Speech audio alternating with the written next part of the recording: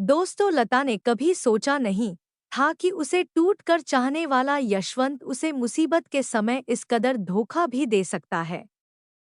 प्यार की हद तक चाहने का दावा करने वाले यशवंत का प्यार तो केवल लता की मतवाली जवानी से हवस मिटाने तक ही सिमटा रह गया था। लता कभी अस्पताल के कमरे की छत पर टंगे मकड़जाले से लिपटे खड़खड़ाते पंखे को देख रही थी, तो कभी बेड के पास टूटे स्टूल पर चिंतित बैठे अपने पति छगन को डॉट। डॉक्टर ने बताया कि इस हादसे की वजह से उसकी एक टांग टूट गई है और रीढ़ की हड्डी पर भी मामूली चोट आई है, जो समय के साथ साथ ठीक हो जाएगी। लता की दाईं टांग पर प्लास्टर चढ़ा हुआ था और कमर पर चौड़ी बेल्ट बंधी थी। दर्द से उसका रोम-रोम सिहर रहा था। आंखें पछतावे के आंसू बहा रही थी। उसने दोनों हाथों से छगन के दाएं हाथ को पकड़ा और होठों से एक गहरा चुम्मा जड़ दिया। छगन की आंखें भी भीग गईं। उसने दूसरे लोगों की परवाह न करते हुए लता के माथे को चूम लिया। लता के सूखे होठों पर बस एक कोरी मुस्कान उभर गई।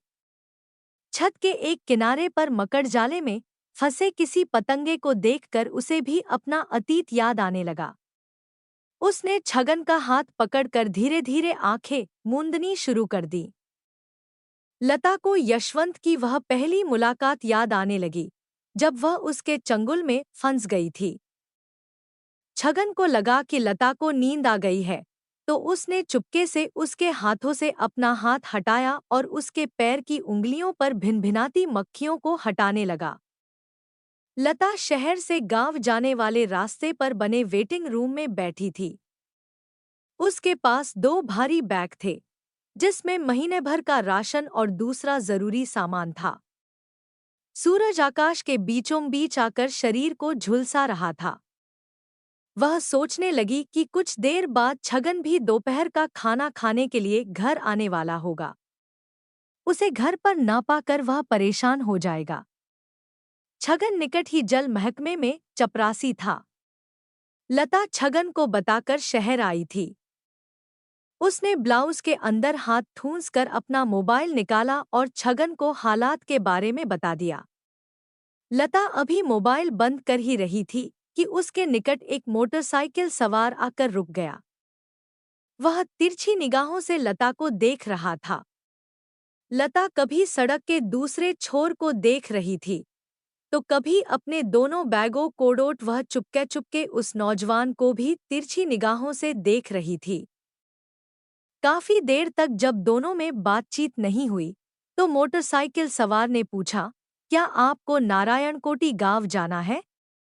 काफी देर तक जब लता ने कोई जवाब नहीं दिया तो उस नौजवान ने अनमने भाव से कहा, असल में मैं इस गांव के लिए नया हूं। वहां मेरे रिश्तेदार रहते हैं, मुझे उनके घर जाना है। चूंकि मैं वहां पहली बार जा रहा हूं, इसलिए मुझे उनके घर के बारे में जानकारी नहीं है।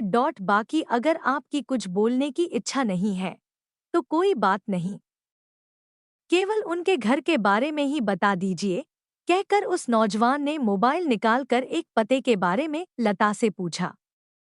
यह घर तो लता के ठीक सामने वालों का था। बार बार समझाने के बाद भी जब नौजवान के पल्ले कुछ नहीं पड़ा, तो वह झंझला गई। अगर आपको कोई तकलीफ न हो और आपको भी नारायणकोटी गांव जाना है, तो बुरा न माने मेरे